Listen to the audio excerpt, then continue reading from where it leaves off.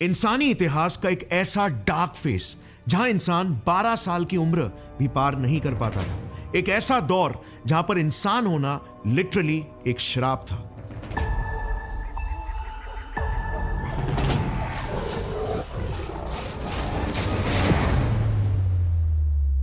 सोचो, एक भरी सुबह आप एक चिड़चिड़ी सी नींद लेकर उठते हो। कई हफ्तों से आप ठीक से सोए नहीं हो। अब आपके पूरे दिन का बस सिर्फ एक ही काम है, जिंदा रहना। अगर आपने बस अपने 13वें बर्थडे तक जिंदा रहकर दिखा दिया ना, तो आपने एक लंबी जिंदगी जी ली। यह जिंदगी किसी और की नहीं बल्कि आपके और मेरे एक खास पूर्वज की थी, जिन्होंने उस दौर को झेला जो प्रकृति का सबसे क्रूर दौर था, और जीता, और नतीजा आज हम यहां पे हैं। नवंबर 4, 1960, टांजानिया। एक 20 साल के लड़के के हाथ खुदाई करते वक्त कुछ बड़ा लगता है। जोनाथन लीकी अफ्रीका की तपती दोपहर में ओल्डुवाई नाम की जगह में खुदाई कर रहा था अपने साइंटिस्ट मां बाप लुई और मैरी लीकी के साथ। कितने में उसे जमीन से बाहर झांकता एक जबड़े का टुकड़ा दिखता है। यह किसी जीव के जबड़े का निचला हिस्सा दिख रहा था, जिसमें 13 दांत लगे हुए थे। थोड़ा और खोदने पर उन्हें उसी मिट्टी में से खोपड़ी के 2 पीसेस और हाथ और उंगलियों के 21 पीसेस बरामद हुए। फिर इन्हीं हड्डियों को जमा करके रिक्रिएट करने पर यह कंकाल किसी इंसान जैसे जीव का लग रहा था, क्योंकि इसकी उंगलियों की बनावट इंसानों से काफी मेल तो खा रही थी, बट एग्जैक्टली हमारे जैसी नहीं थी। और इसीलिए फिर पापा लीकी ने अपने साथ कुछ और साइंटिस्ट को जोड़ा और एक लैब में इस कंकाल का एंथ्रोपोलॉजिकल एनालिसिस करना शुरू कर दिया, इसके पीछे की कहानी को जानने के लिए। सबसे पहले तो सोफिस्टिकेटेड पोटेशियम आर्गॉन डेटिंग से एग्जैक्टली पता चला कि यह जीव आज से कुछ 18 लाख साल पहले मरा था। फिर उस जीव के जबड़ों से पता चल रहा था कि उसके दांत पूरी तरीके से मैच्योर भी नहीं हुए थे, विजडम टूथ भी बाहर नहीं निकला था। उसके रिस्ट के बोन से यह पता चला कि उसके ग्रोथ प्लेट्स भी पूरी तरीके से हड्डी में ट्रांसफॉर्म नहीं हुए थे, जो सारे सबूत यह इशारा कर रहे थे कि इस जीव की मौत लगभग 11 से 12 साल की उम्र में हो गई थी। मगर इसके हाथों की बनावट कुछ ऐसी थी कि इंसानों की तरह अपने दूसरे फिंगर्स से अपने थंब के पैड्स को इजीली टच कर सकता था, विच बेसिकली मेंट कि ये कॉम्प्लिकेटेड मोटर मूवमेंट्स जैसे हथियार बनाना भी कर सकता था। अच्छा, अब जब कोई जीव ऐसे कॉम्प्लिकेटेड मोटर मूवमेंट्स कर सकता है, तो उसके ब्रेन का साइज भी एक एवरेज मंकी या चिंपैंजी से ज्यादा बड़ा होना चाहिए, राइट? वेल, इसके स्कल के इस बड़े से सेंटर के टुकड़े पेराइटल बोन से यह चीज भी वैलिडेट हो गई, कंफर्म हो गई कि इस जीव के दिमाग का साइज कुछ 600 से 710 क्यूबिक सेंटीमीटर्स के रेंज में था। एक चिंपैंजी का ऑन एन एवरेज 400 सीसी होता है, और आपके और मेरे जैसे इंसान होमोसेपियन का 1350 सीसी ऑन एवरेज। अच्छा, अब एक और बड़ा सबूत हमें तब मिला जब रिसर्च के दौरान ही लीकी फैमिली के हाथ इसी जीव का एक और कंकाल लग गया, OH8, जिसका एक पूरा अक्खा पांव हमें मिला, सजेस्टिंग कि इसकी हाइट लगभग 3 से 4 फुट हुआ करती थी। इस पांव की सोफिस्टिकेटेड बनावट भी एक और गवाह बनी कि यह जीव जरूर इंसानों की ही तरह 2 पांव पे चल सकता था। यह जरूर इंसानों का ही कोई पूर्वज लग रहा था, और इसीलिए इसे नाम दिया गया होमो हेबिलिस। होमो यानी ह्यूमन एंसेस्टर, और हेबिलिस मतलब हैंडीमैन, जो हाथों का बखूबी यूज कर सकता था। मगर वंस अगेन इस नए मिले कंकाल की भी मौत की उम्र बस सिर्फ 12 से 15 साल की ही निकल कर आई। ये जीव आखिर था कौन, और इनकी 12 से 13 साल की नाजुक उम्र में ही मौत के पीछे की क्या कहानी थी? Guys, before we move ahead, एक बहुत बड़ी खुशखबरी। मैं नॉर्थ पोल को छूने जा रहा हूं, वो भी एक न्यूक्लियर आइस ब्रेकर शिप में। एक्सट्रीमली कम लोग आज तक इतिहास में नॉर्थ पोल को छू पाए। अगर आपको भी मेरी जर्नी को फर्स्ट हैंड एक्सपीरियंस करना है, तो इंस्टाग्राम में मैं डेली स्टोरीज अपलोड करने वाला हूं। नॉर्थ पोल को सिर्फ छूने का ही प्लान नहीं है, बल्कि ठंडे बर्फीले पानी में डाइव करने का भी प्लान है। So let's see how it goes. I am extremely excited for this unique adventure. इस आईडी पर आप जल्दी से फॉलो कर लो and stay connected for my biggest expedition so far to the North Pole. मैं पूरी कोशिश करूंगा कि आपको भी ऐसा फील हो कि आप भी मेरे साथ वहां पर हो, और साथ में हम बहुत कुछ नया सीखेंगे भी। So follow Gaurav Z Thakur on Instagram. See you over there. Now let's get back to our main topic. जो इंसान हथियार बना सकता था, वो इतनी कम उम्र में आखिर कैसे मर रहा था? Well, सच्चाई तो कहानी से भी कहीं ज्यादा अटपटी तब लगने लगी जब कुछ और सालों में इसी जीव के कई और अवशेष जगह जगह पर डिस्कवर होने लगे। और अर्ली 2000s तक हमने इसी होमो हेबिलिस के 26 प्लस स्केलेटल रिमेन्स इकट्ठा कर लिए थे। अब वक्त था इन सभी कंकालों को एक जगह पर लाकर स्टडी करने का, जो शायद इसी जीव के बारे में कुछ और नए राज खोल सकता था। Paleo anthropologist Laura Monica Martinez exactly इसी पल का बेसब्री से इंतजार कर रही थी। इन्होंने अपनी जिंदगी भर की मेहनत कुछ खास किस्म के स्किल्स और नॉलेज हासिल करने में लगा दिया था। फिजिकल एंथ्रोपोलॉजी यानी इंसानी और हमारे बंदर पूर्वजों के शरीर के स्ट्रक्चर्स की डीप समझ को हासिल करना। डेंटल माइक्रोवेयर एनालिसिस यानी कि किसी मरे हुए जीव के सिर्फ दांतों से ही उसके खाने, उसके एनवायरनमेंट और उसकी एज का पता लगा लेना। और टेफोनमी यानी कि एक मिलियंस ऑफ ईयर्स पुरानी डेड बॉडी से जरूरी इंफॉर्मेशन कैसे निकालना है, वो नॉलेज और स्किल। बेसिकली एक प्राचीन जीव का पोस्टमार्टम करना। इन शॉर्ट, इनके पास वो सारे स्किल्स थे लाखों साल पुराने अवशेषों में से किसी टूटे हुए हार्ड ड्राइव की तरह उसमें से सारा डेटा रिकवर करने का, एक टूटे हुए कैसेट की अनसुनी और अधूरी कहानी को पूरा करने का। और अपने कुछ कॉलीग साइंटिस्ट के साथ मिलकर इन्होंने ईस्ट अफ्रीका से 20 होमो हेबिलिस जीव के 116 परमानेंट टीथ मंगवाए और यूनिवर्सिटी ऑफ बार्सिलोना में अपना रिसर्च शुरू कर दिया। अब एक 18 लाख साल पहले मरे जीव के सिर्फ एक दांत से उसकी एज का कैसे पता लगाया जा सकता है? Well, number 1, enamel erosion. Just for example, मेरे पास 2 कैट्स हैं। एक 9 मंथ्स का कैट स्नो जिसके दांत व्हाइट है और एक 5 इयर्स का कैट सिम्बा जिसके दांत येलो है। एज के साथ साथ दांतों का एनामल जो व्हाइट शाइन देता है इरोड होता है और अंदर का येलो डेंटिन दांतों में पीला अपीयरेंस देने लगता है। अब ह्यूमंस और होमिनिन्स में यानी हमारे एंसेस्ट्रल बंदरों में रफली ये wear rate 2.21 millimetres per year for canines होता है और 0.61 millimetre for year for other teeth, जो इस जीव के हिसाब से एडजस्ट किया गया टू कैलकुलेट एज। नंबर 2, जब हम खाना चबाते हैं तब हमारे बकल एरिया के यानी कि यहां के दांतों में माइक्रो स्क्रैचेस आते हैं। इन स्क्रैचेस को अगर एक पावरफुल माइक्रोस्कोप से देखा जाए तो जितने ज्यादा स्क्रैचेस होंगे उतनी ज्यादा एज निकल कर आती है। फिर नंबर 3, इस पूरे डेटा को कैलिब्रेट किया गया बाकी इंसानों और होमिनिन्स के जेनेटिक, फूड हैबिट्स और दांतों के डेटा से। सेकेंडली, पॉपुलेशन रिकॉर्ड से और उसी दौर और एनवायरनमेंट के हिस्टोरिकल रिकॉर्ड्स के साथ। और अंत में इस पूरे कैलकुलेशन को कंप्यूटर्स के साथ क्रॉस वेरीफाई किया गया। और इसी रिगरस मेथोडोलॉजी से रिसर्च करने के बाद जो सच्चाई बाहर निकल कर आई, पूरे इंसानी इतिहास में हमने ऐसा कभी नहीं देखा। 20 के 20 कंकालों के सैंपल्स की एवरेज एज बस महज 12.8 ईयर्स निकल कर आई। यानी इस प्रजाति के मोस्ट ऑफ द जीव बस सिर्फ 10 से 14 साल की बाल उम्र में ही मर जाया करते थे। 25 साल की उम्र का तो इन्हें बस सिर्फ एक ही फॉसिल मिला और 30 साल की उम्र तक तो कोई पहुंचा ही नहीं था। अब फटता है एक और एक बॉम्ब। 3 बच्चों के 5 टीथ सैंपल्स तो इन्होंने रिसर्च में लिए ही नहीं थे क्योंकि वो मिल्क टीथ थे, वरना एक्चुअल सैंपल साइज 23 का था। और इसी रिसर्च पेपर में इन्होंने ये भी कन्फेस किया कि इस रिसर्च में ना चाहते हुए भी एक सिलेक्शन बायस हो गया, क्योंकि जो सैंपल्स हम तक पहुंच पाए वो तो सिर्फ उन्हीं मैच्योर इंडिविजुअल्स के थे जो 1.8 मिलियन सालों तक टिके रहे। इन्फेंट मोर्टालिटी का क्या, 2 से 3 साल के छोटे बच्चों का क्या, उनके कंकाल तो हम तक पहुंच भी नहीं पाए, जो एवरेज एज को और भी ज्यादा गिरा देते, मे बी 8 या 9 पर ला देते। Now this was huge and unsettling. हमारा ये पूर्वज ऐसे कौन से दौर और परिस्थिति में जी रहा था जहां उन्हें जान का इतना बड़ा खतरा था? ऐसे कौन से खूंखार जानवर थे जिनके आगे ये जीव अपने हथियार बनाने वाले हाथों और बड़े दिमाग के साथ भी नहीं जीत पाता था? क्यों उस दौर में प्रकृति ही शायद इसकी सबसे बड़ी दुश्मन बन गई थी? वेल, आने वाले सालों में कई साइंटिस्ट ने इस पर काम किया और तब कहीं जाकर यह पहेली सुलझी। चलो समझते हैं इनकी सच्चाई शुरुआत से। इस ह्यूमन एवोल्यूशन के चार्ट को जरा देखना। सहेलांथ्रोपस चैडेंसिस, यह वो पहला जीव था जिसने लगभग 70 लाख साल पहले हमें चिंपैंजीज की नस्ल से अलग किया। यह हमारा वो सबसे प्राचीन रिश्तेदार था जो चिंपैंजीज का सबसे करीबी भाई था, क्योंकि ये और चिंपैंजीज एक ही कॉमन एंसेस्टर से निकले थे।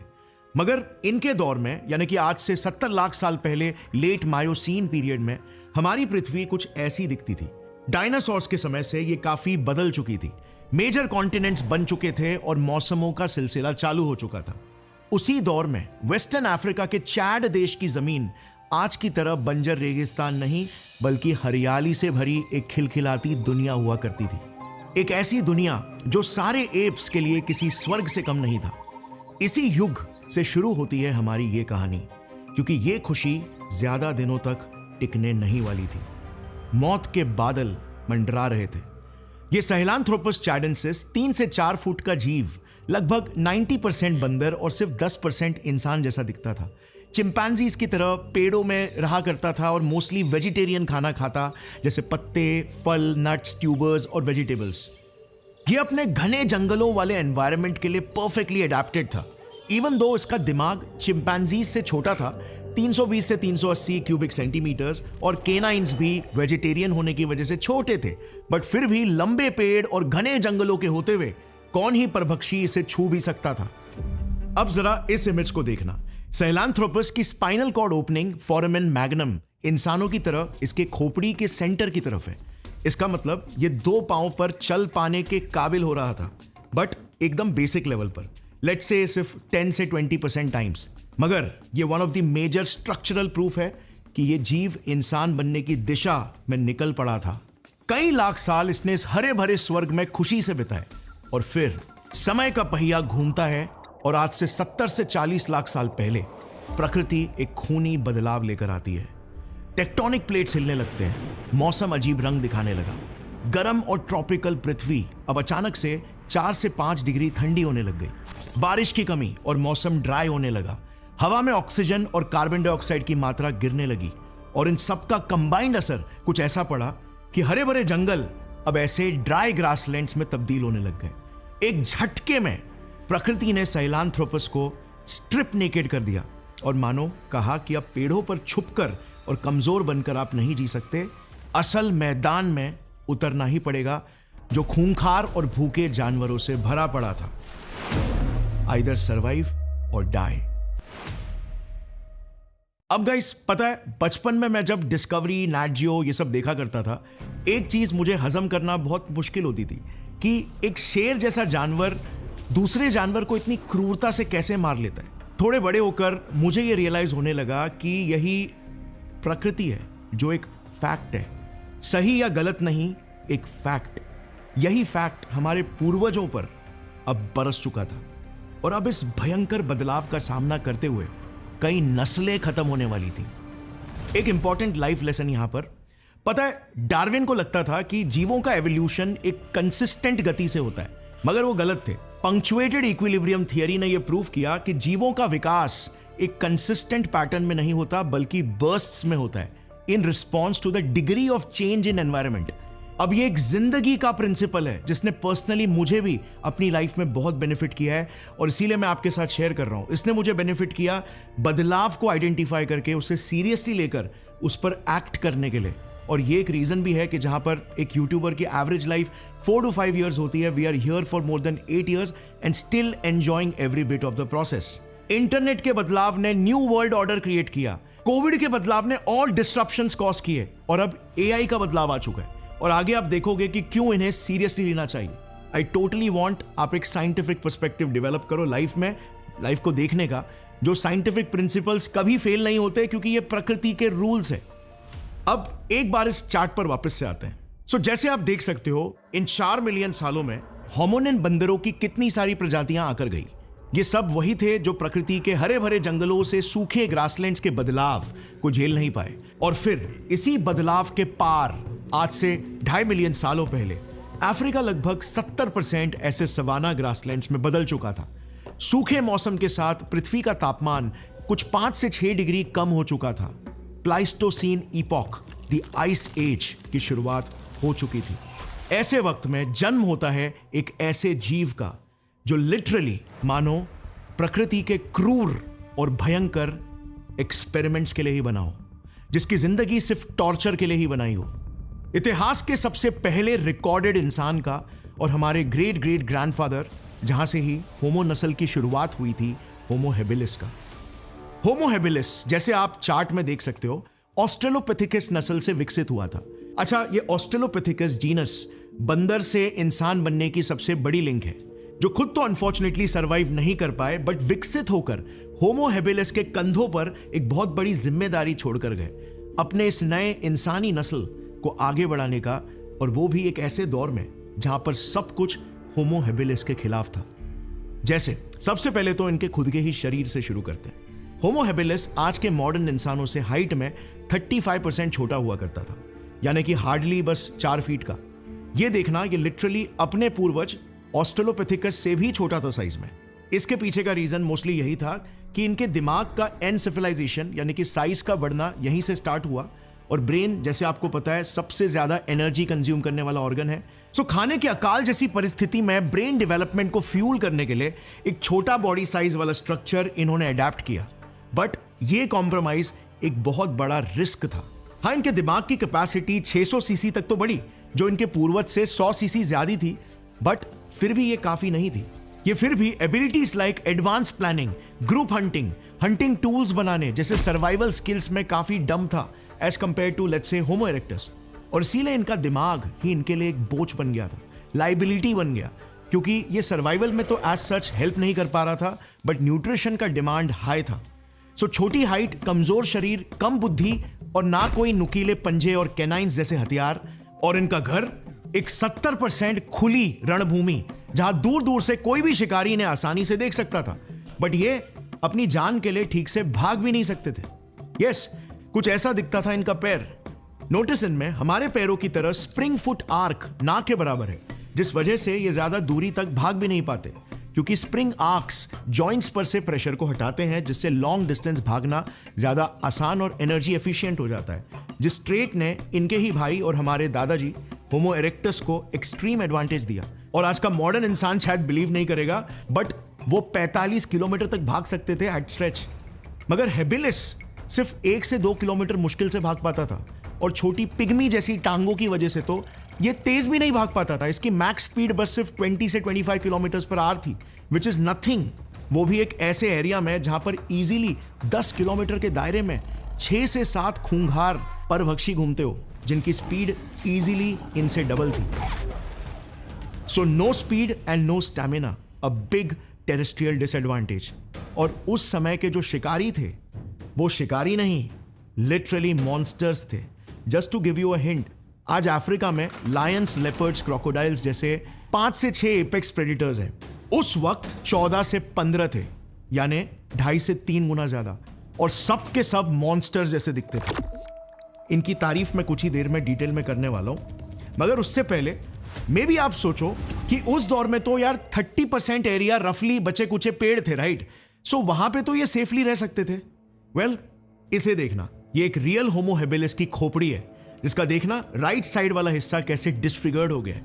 अच्छा चांस है ये एक पेड़ से गिरने वाली इंजरी है। फॉसिल रिकॉर्ड्स हमें यह बताते हैं कि प्रकृति ने होमो हेबिलिस के साथ एक बहुत ही भद्दा मजाक खेला, क्योंकि इन्हें ना तो पूरी तरीके से जमीन पर जीने लायक बनाया, जिसे टेरेस्ट्रियल एडेप्टेशन कहते हैं, और ना ही इन्हें पेड़ों पर जीने लायक बनाया, जिसे आर्बोरियल एडेप्टेशन कहते हैं। इन्हें लिटरली बीच का बंदर बना के छोड़ा। नो पन इंटेंडेड। आई मीन, कहां से शुरू करूं? ये देखना, ये लेफ्ट साइड वाले इमेजेस में सारे होमोनिन्स के हाथ है, और राइट साइड वाले इमेज में उनकी उंगलियों की हड्डी का कर्व है। इन्हें फेलांजेस कहते हैं। पेड़ पर चढ़ने वाले जानवरों की हाथों की हड्डियां ज्यादा कर्व्ड होती है, जो इन्हें स्ट्रॉन्ग ग्रिप देता है, मगर इंसान जैसे जमीन पर अडेप्टेड जीव की काफी फ्लैट होती है। होमो हेबिलिस के फेलांजेस के कर्व को अगर आप देखोगे तो ये कहीं बीच में आता है। ऑल्सो इनका थंब प्लेसमेंट देखना, वंस अगेन हेबिलिस कहीं पर बीच में अटका हुआ है। ना बाकी के एप्स की तरह ठीक से लटक सकता था, और ना ही बाकी होमोस की तरह ठीक से हथियार बना सकता था। प्लस पेड़ पर रहने वाले बंदरों के शोल्डर ब्लेड्स को अगर आप देखोगे ना, तो वो ऊपर की तरफ एंगल्ड होते हैं, जो इन्हें चढ़ने, लटकने और स्विंगिंग में एडवांटेज देता है। और हमारे शोल्डर ब्लेड्स साइड की ओर होते हैं, जिस वजह से नेचुरली हमारे बाजू नीचे की तरफ लटकते हैं, जो हमें दौड़ने में एडवांटेज देता है। होमो हेबिलिस का वंस अगेन बीच में कहीं पर अटका था। प्लस जहां पर बाकी के बंदरों की अपर बॉडी लंबी और लोअर बॉडी छोटी होती है, होमो हेबिलिस का उल्टा था। सो एक वियर्ड कॉम्बिनेशन जो इन्हें स्लो और अनस्टेबल क्लाइंबर्स बनाता था। ऐसे हाफ बेक्ड स्ट्रक्चर से ये उन हजारों एप्स और जानवरों से कैसे कंपीट कर पाते, जो अपनी सोफिस्टिकेटेड बॉडीज से लिमिटेड ट्रीज में लिमिटेड फ्रूट्स के लिए कंपीट कर रहे थे। और फिर पेड़ पर रहने वाले कुछ मॉन्स्टर्स के बारे में मैंने आपको बताया ही कहा है, आगे बताऊंगा, आप खुद ही समझ जाओगे कि क्यों शायद पेड़ पर रहना इनके लिए बदतर था। इन्हें दोनों तरफ के ट्रेट्स का वर्स्ट कॉम्बिनेशन मिला था, जो एक जेनेटिक श्राप की तरह है। सो जंगलों के कम होते वेजिटेरियन खाने की कमी में आखिर ये कमजोर प्राणी अपने हाई कैलोरी के नीड्स को कैसे पूरा कर पाता? वेल, इन्होंने अपने पूर्वज ऑस्ट्रेलोपिथेकस के ही समय से नॉन वेजिटेरियन फूड जैसे मीट, इंसेक्ट्स और बोन मैरो खाने की एबिलिटी डेवलप कर ली थी और इनका डाइट लगभग 25 से 30% नॉन वेज हो चुका था। अब जाहिर है ऐसे हाइट, बॉडी और बुद्धि के साथ ये कोई शिकारी तो नहीं थे, इसीलिए मोस्टली ये स्कैवेंजिंग करते थे। ये दूसरे जानवरों द्वारा शिकार किए हुए बचे कुचे मांस पर पनपते थे और एग्जैक्टली यहीं से इनकी जिंदगी बदलनी शुरू हुई, जो आगे जाकर इन्हें भिखारी से राजा बनाएगी। प्रकृति ने उछाला एक ऐसा सिक्का जिसके दो जिंदगी बदलने वाले पहलू निकलकर सामने आए। एक जो इन्हें संपन्नता के रास्ते पर लेकर जाने वाला था और दूसरा जो इन्हें मौत की खाई में गिराने वाला था। मैं बात कर रहा हूं कोऑपरेशन और कंपटीशन की। देखो, आज हम इंसान जो यहां तक पहुंचे हैं, राजा बन गए, इसके पीछे का the biggest without any doubt reason रहा है हमारा कोऑपरेशन, यानी साथ मिलकर काम करना। और हमारे स्कैवेंजिंग की ही फितरत ने हमारे पूर्वजों को सबसे ज्यादा करीब लाया। स्कैवेंजिंग एक हाईली रिवॉर्डिंग एक्टिविटी है जो एक कमजोर जीव अकेले कर ही नहीं सकता। इसमें कई चैलेंजिंग स्टेप्स है, जैसे कार्कस को लोकेट करना, नंबर 2 दूसरे परभक्षी का ध्यान भटकाना, नंबर 3 उनकी आंखों के नीचे से मांस चुराना, और नंबर 4 फटाफट अपना हिस्सा निकालकर वहां से सुरक्षित सिंगल पीस में रवाना हो जाना। यह काम कोई सिंगल इंसान का नहीं बल्कि छोटे कोऑर्डिनेटेड ग्रुप्स का था, क्योंकि ज्यादा आंखें, ज्यादा हाथ, ज्यादा प्रोटेक्शन और फास्ट एक्शन। इसी वजह से साइंटिस्ट ये बिलीव करते हैं कि बेसिक कम्युनिकेशन मेथड्स जैसे primitive sound, sign languages, gestures का भी अच्छा खासा डेवलपमेंट इसी दौर में हुआ, क्योंकि इनके स्कल फॉसिल्स के एंडोक्रीनियल कास्ट से पता चला कि इनके ब्रेन का ये पर्टिकुलर हिस्सा, ब्रोकाज एरिया, जो स्पीच और कम्युनिकेशन के लिए रिस्पॉन्सिबल है, फेयरली डेवलप्ड था। सो स्कैवेंजिंग की मजबूरी ने हमें वरदान दिया कोऑपरेशन का, बट साथ ही में हमें मिला श्राप कंपटीशन का, बहुत बड़ा श्राप। क्योंकि पता है इस नए खाने के लिए हमें किन के साथ कंपीट करना पड़ रहा था? मॉन्स्टर्स के साथ, जैसे ये जायंट हाइनास। ये देखना इनका साइज एक एवरेज इंसान के सामने। आज के हाइनास इनके सामने पालतू कुत्ते लगते हैं। ये सिर्फ स्कैवेंजर्स ही नहीं थे बल्कि शातिर शिकारी भी थे, जो झुंड में मिलकर अपने शिकार का स्लोली पीछा करते, फिर उसे थका थका कर मारते थे। इनके जबड़े इतने मजबूत हुआ करते कि ये राइनोस तक की हड्डी को क्रश करके मैरो को निकाल लेते। हेबिलिस तो इनके लिए वेफर्स की तरह थे। अब इस जीव को जरा देखना।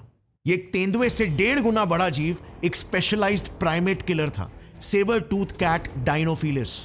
होमो हेबिलिस जैसे प्राइमेट्स तो इनका फेवरेट फूड हुआ करते थे, मगर इसके लंबे नुकीले दांत गले दबोच के कैरोटिड आर्टरी को पंक्चर करने के लिए नहीं बने थे, बल्कि सीधा खोपड़ी चूर करने के लिए बने थे। ये देखना, ये एक हमारे ही कजिन पैरांथ्रोपस की खोपड़ी का पार्ट है। इसमें ये 2 नुकीले पंक्चर जैसे मार्क्स आपको दिख रहे हैं ना, ये देखो इसी जीव के हैं जो खोपड़ी को क्रैक करके सीधा दिमाग पंक्चर कर देता था। और सबसे डरावनी बात, ये पेड़ पर भी चढ़ सकता था और एकदम से सरप्राइज अटैक लॉन्च कर देता था। अब अगर इससे भी लेट्स से आपने अपना सर बचा लिया, तो मेगानटीरियन वाइटी आ धमकेगा अपने 4 से 5 इंच के खंजर जैसे दांतों को आपके गर्दन में खोपने के लिए। मेगानटीरियन वाइटी एक जैगुआर और सेबर टूथ टाइगर के मिक्स ब्रीड जैसा दिखने वाला जीव, extremely powerful and muscular. Once again size में एक तेंदुए से 1.5 गुना ज्यादा बड़ा, यह जीव रेगुलरली प्राइमेट्स को अपने मेन्यू में रखता था। आज जिसे हम सर्जिकल स्ट्राइक कहते हैं ना, यह जीव उसका जीता जागता एग्जाम्पल था, क्योंकि यह झाड़ियों में या पेड़ों में छुप कर रहता था, अपने शिकार पर घात लगाकर। एक छोटी सी लापरवाही और एक झटके में आपकी गर्दन की कैरोटिड आर्टरी के साथ विंड पाइप सीवर्ड। इसे आज के शिकारियों की तरह गला दबोच के सफोकेट करने की जरूरत ही नहीं पड़ती थी। ये क्लीनेस्ट सर्जिकल स्ट्राइक करते थे, बस एक बार और खेल खत्म। अब उस वक्त तेंदुए भी आ चुके थे, जो आज के तेंदुए से ज्यादा बड़े तो थे ही, मगर अब सोचो वो 30% जंगली एरिया कितना सेफ होता होगा। पेड़ चढ़ने में अगर हेबिलिस स्कूल जा रहे थे तो तेंदुए उस स्कूल के प्रिंसिपल थे। यह देखना, एक होमो हेबिलिस के ही पैर की हड्डी टिबिया, इसमें ये पंक्चर का मार्क, ये एक तेंदुए के दांतों से मैच करता है। सो अच्छा चांस है कि ये हेबिलिस भागते हुए पेड़ चढ़ रहा हो और तेंदुए ने तेजी से ऊपर चढ़ के इसकी टांग को दबोच लिया हो। या ये किसी हाइना का भी बाइट मार्क हो सकता है, जो हड़बड़ी में भाग रहा हो अपनी जान बचाकर जंगल के राजा से। सो अब तक बताए गए जीव अगर आपको मॉन्स्टर्स लगे, तो इन सबके डैडी तो आना बाकी है, जो रोब से अफ्रीका की जमीन के चक्कर काटते थे अपने पूरे कबीले के साथ। पैंथेरा लियो फॉसिलिस, द मॉसबैक लायन, एक 500 किलो का जायंट लायन जो आज के जंगल के राजा से साइज में डबल और एक्सट्रीमली मस्कुलर था। अब पता है एक अकेले भूखे मेगानटीरियन के सरप्राइज अटैक से कई ज्यादा डरावनी चीज क्या है? द मॉसबैक लायन के पूरे झुंड का आपके पीछे पड़ जाना। मॉसबैक लायंस एक्सट्रीमली कोऑर्डिनेटेड ग्रुप्स में शिकार करते थे, जो इवन आज के लायन से बड़े और ज्यादा कोऑर्डिनेटेड होते थे। हेबिलिस बेचारा कहां अपने 20-25 किलोमीटर के टॉप स्पीड से इनके 3 गुना ज्यादा स्पीड को मैच कर सकता था। अब जमीन पर ऐसे कई और परभक्षी थे। हेबिलिस की गलती सिर्फ यही थी कि इसने आइस एज में जन्म लिया, जब चारों ओर सारे जानवर जायंट्स थे, शिकारी भी और यहां तक कि शिकार भी। जैसे ये African buffaloes, Pelorovis antiquus, giant moose, Sivatherium, giant hippopotamus, hippopotamus gorgops, giant antelope, Hippotragus gigas. So अगर ऐसे जायंट और फेरोशियस एनिमल से लैंड भी सेफ नहीं और पेड़ भी सेफ नहीं, तो ऐसे में हेबिलिस का शांत दिखते हुए पानी की ओर जाना बहुत ही नेचुरल था। बट इन्हीं साफ पानियों में छुपा होता एक ऐसा जीव जिसे आई बेट आपने डायनासोर्स के बाद कभी नहीं देखा होगा। एक 8 मीटर लंबा 1 से 1.2 टन के वजन वाला एक राक्षस मगरमच्छ, Crocodylus थॉर्पजार्नारसोनी, the man eating crocodile. शांत पानी में कोई भी जीव अपनी प्यास बुझाने आया और इसने बस एक बार दबोच लिया अपने 16,000 न्यूटन के बाइट फोर्स से। आप कहीं नहीं जा रहे जब तक ये डेथ रोल करके आपके उस अंग को शरीर से अलग ना कर दे, और फिर आप जा रहे हो सीधा पानी के अंदर, जहां से सीधे इसके पेट में। इन फॉसिल्स को जरा देखना, ये एक होमो हेबिलिस के ही पैरों की हड्डियों पर मगरमच्छ के दांतों के गहरे पंक्चर मार्क्स हैं। हमें कई सबूत मिले हैं जो ये बताते हैं कि प्राचीन होमोनिन्स रेगुलरली इनका शिकार बना करते थे।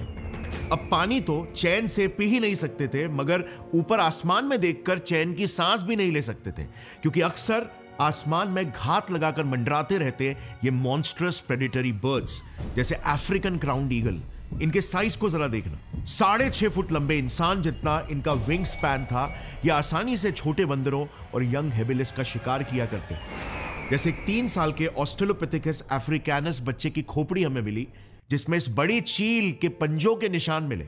फिर ये 3 से 4 मीटर बड़े जायंट वल्चर्स। इन सभी मॉन्स्टर्स का सामना एक स्कूल बॉय जैसे शरीर वाला जीव आखिर कैसे कर पाता? सो आखिर अंत में हुआ क्या हेबिलिस के साथ? कैसे इसकी मौत की कहानी आज हमारे रगों में, हमारे डीएनए में दौड़ रही है?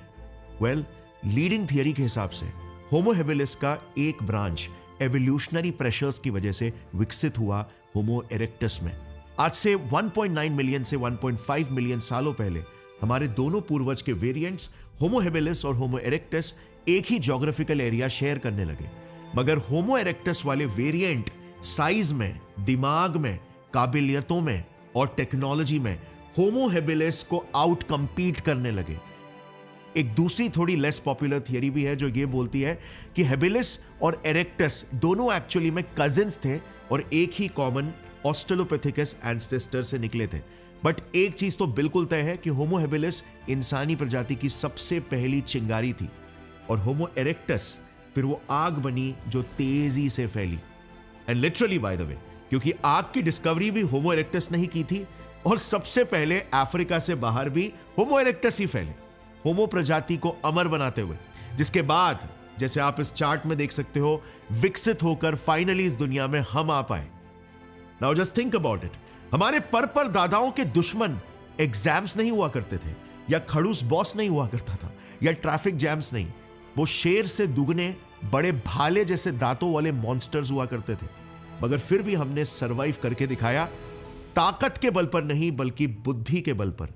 उस वक्त भी साइंस था, किताबों में नहीं बल्कि हमारे इंस्टिंक्ट्स में, उस पहले हाथ से बने हथियार में, पहली आग की चिंगार में, मिलजुल कर किए गए शिकार में, जिसने हमें सरवाइव कराया और आज विकसित होकर हमें दुनिया का एपेक्स लीडर बनाया। वो साइंस ही है जो एक इंसान के तरक्की की निशानी रही है, लाखों साल पहले भी और आज भी। बट पता है एक चीज जो मैं सबसे ज्यादा हेट करता हूं, कि आज भी साइंस को बस सिर्फ एक सब्जेक्ट की तरह देखा जाता है। But science is not a subject, बल्कि science is life, and this is the psycho mindset. You'll understand this very soon. But don't leave just yet. Instagram पे गौरव जेड ठाकुर को फॉलो करना मत भूलना.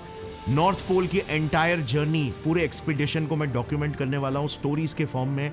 आई want you over there just so that you can also feel that you are traveling right with me over there. So जल्दी आ जाओ गौरव Z Thakur Instagram handle पर. Thanks for watching. जय हिंद.